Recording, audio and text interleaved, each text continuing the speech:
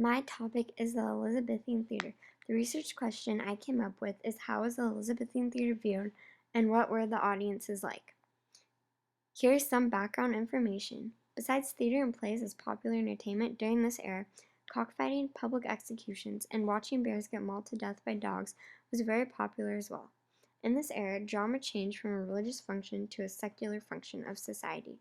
The first permanent Elizabethan theatre built was named the theatre. It was built in 1576 by James Burbage, who was an actor. The Elizabethan era was also known as the Golden Age, but it wasn't always that golden. There was violence, ravages of the poor, the plague, and torture and public punishment. The Elizabethan theatre was criticized by some. Some claimed that the plays being performed were too coarse and boisterous. In the 16th century, Parliament censored plays for profanity, heresy, and politics. The theatre was mostly criticized by religious leaders, specifically Puritans and officials of the Church of England. They thought that these plays were keeping people from attending church, and they looked down on actors as questionable characters.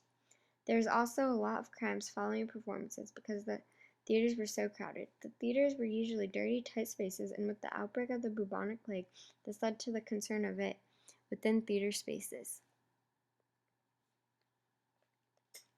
There was far more supporters of the Elizabethan theatre that made it survive and make comebacks throughout history.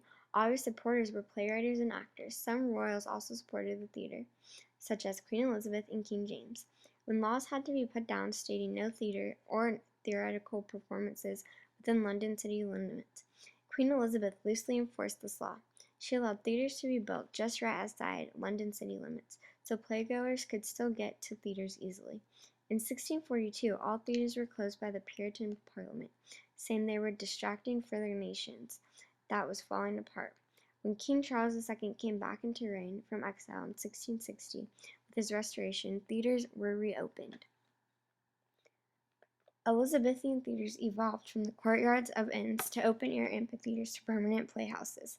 Despite their uncleanliness, the theatres were always very busy. There were stalls selling merchandise and refreshments. There were no toilets, so people had to go outside to do their business and dump their waste into the river. The theaters were divided into sections, and these sections were based on admission prices.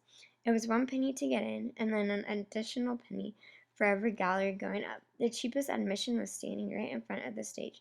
These people were commoners and called groundlings at the theaters. All Elizabethan theaters were structured in the round, giving spectators the opportunity to watch plays as well as the behavior of others around them. Here is the structure of an Elizabethan theater. The audience was full of all social classes. At some Elizabethan theaters, audiences would be up to 3,000 people. The audience displayed no certain etiquette. People would walk around and eat while performances were taking place. It was usually very loud, with the audience cheering and booing. People would freely express their opinions at Elizabethan theaters, stating their like or dislike for what was going on stage. This was one reason why religious leaders disliked the theaters. In conclusion, the supporters, the criticism, and the structure of the Elizabethan theaters all led to the popularity of the entertainment with diverse audiences incorporating all levels of social class. This is my works cited of all the resources I